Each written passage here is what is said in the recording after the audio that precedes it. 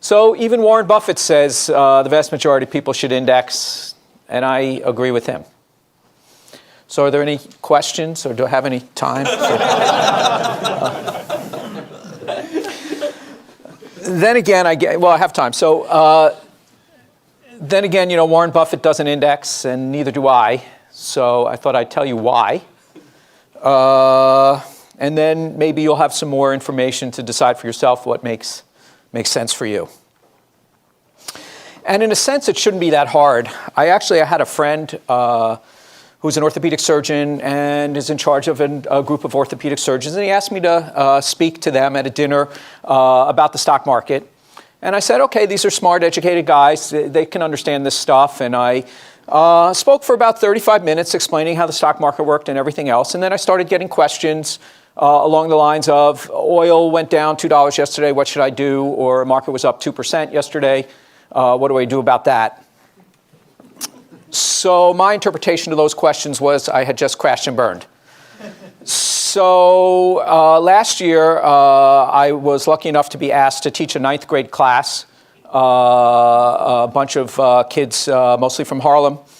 And I had just sort of crashed and burned with the orthopedic surgeons, and I didn't want to do that with the kids. And so I started to try to think of what could I do to explain the stock market a little bit better. And so I walked into class the first day, and I handed out a bunch of 3x5 cards. And I brought in this jar of jelly beans right here. And I asked the students, passed around the jar of jelly beans, asked them to count the rows, do whatever they wanted to do, and write down their best guess for how many jelly beans were in the jar.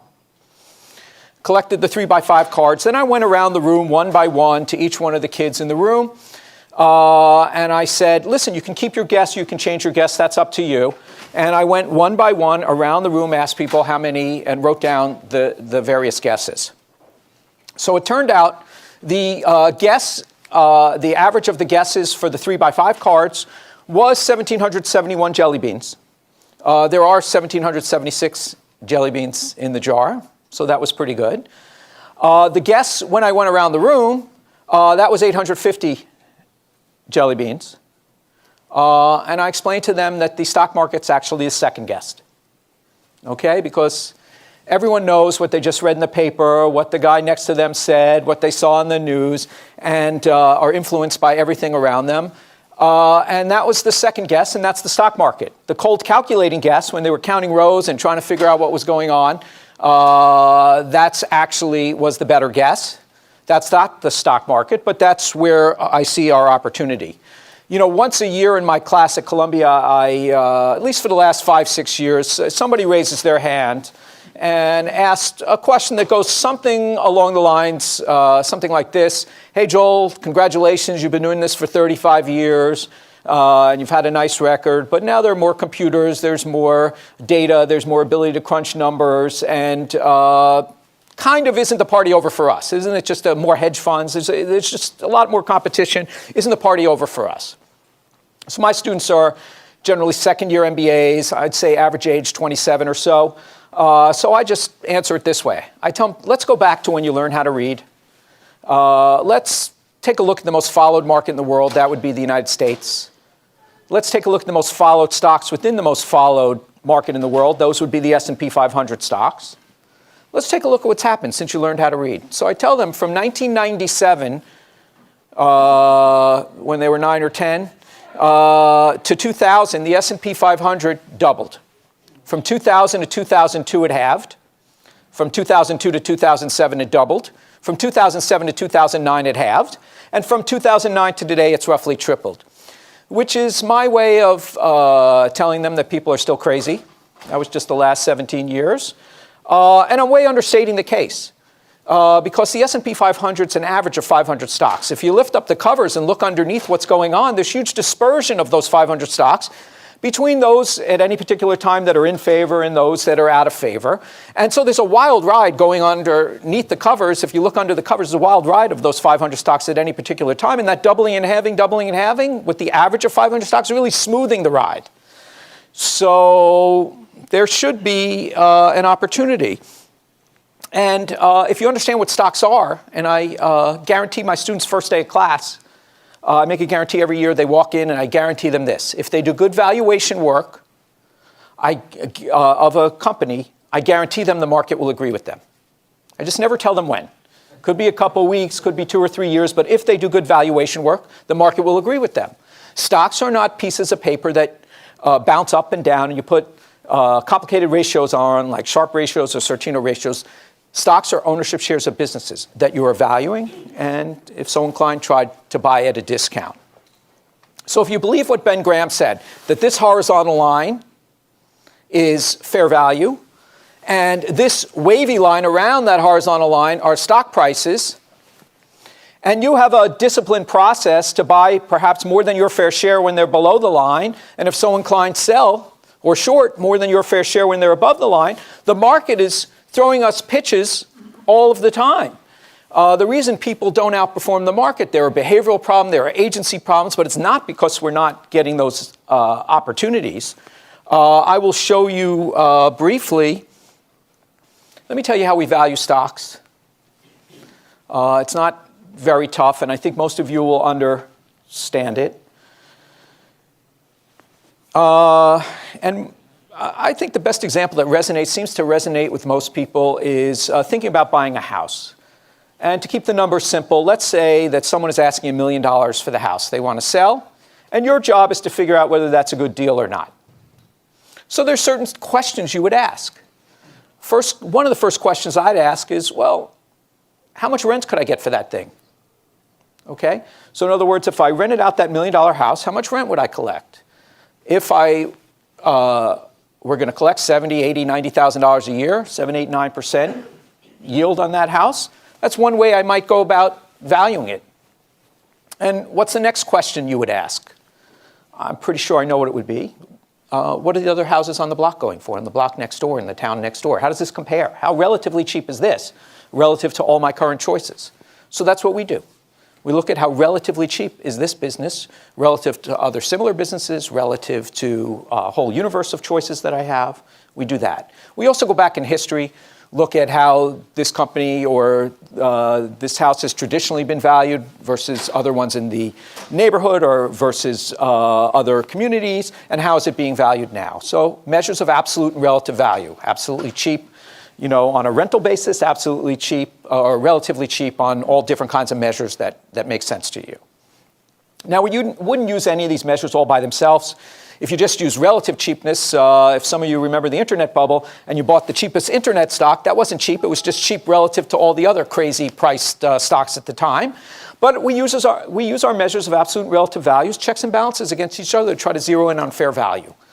So when you do this, just want to show you a simple chart. This is actually a study we did of our valuation methodology, very, very similar to the way I just said we value a house. This is how we looked at the 2,000 largest companies in the US over a 20-year period. This was 1992 to 2012. And we ranked them on a daily basis from 1 to 2,000 based on their discount to our assessment of value using these metrics.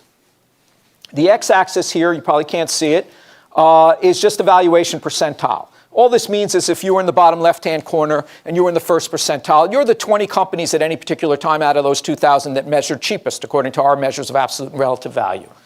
Go to the 99th percentile, you would be the 20 companies that measure most expensive out of those 2,000. The y-axis is the year forward return on average during those 20 years. What this chart simply says is, on average, stocks that fell in our first percentile, the cheapest 20, averaged a 1-year forward return during those 20 years of 38%. Stocks that ranked in our second percentile averaged a 1-year forward return of about 37%. And then we drop down to this best fit line, which we always say we don't mind missing when we're making extra money.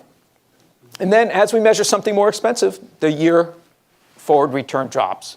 And if you were sitting in my class at Columbia, and I said, hey, does anyone see a long-short strategy you might pursue if you could predict ahead of time which stocks would do best, second best, third best in order? And you did not say, I guess I'd buy these guys up here in the upper left-hand corner and short these guys in the bottom right-hand corner. If you didn't say that, I'd probably throw you out of class because it's very straightforward. That's what you should do. And by the way, that's what we do. The important thing to understand is that stocks are ownership shares of businesses, okay? Now, by the way, that beautiful chart I showed you with the 90% fit, you know, why doesn't everyone do this? Well, unfortunately, it doesn't look like that when you're living through that. That's an average over 20 years. If I showed you a snippet of 3 or 4 years, the fit would be nice. It might be 0.55, 0.6, something like that. But it's not going to be very cooperative, right? If what we did worked every day and every month and every year, everyone would do it, it would stop working. But it doesn't, unfortunately. But the reason that we stick to what we're doing even when it's not working is that chart. Meaning the way we value companies, our measures of absolute and relative value, are approximately how the market values them over time. If we were, for instance, momentum investors, okay, and I will tell you that for those of you who know what that means, momentum has been studied across the globe over the last 30, 40 years. In the US, it's worked pretty much everywhere. Not all the time, but on average, it's worked very well over 30, 40 years. And not just in this country. But here's the problem. What if it didn't work over the next 2 or 3 years? It could be that we just have to be patient. You know, it works over time, and it's cyclical, and so it's out of favor, and we just have to stick to our guns because it's something that's worked. Or it could be, if it didn't work in the next 2 or 3 years, that the explanation is, hey, it's not so hard to figure out a stock used to be down here and now it's up here. It's got good momentum. And with all the data and the ability to crunch numbers and computers and studies that have come out, it's a crowded trade. It's degraded. It's not as good as it used to be. And if that's what happened over the next 2 or 3 years, I would know the answer to that question. I didn't know which one it was. Should I just be patient, or has the trade degraded?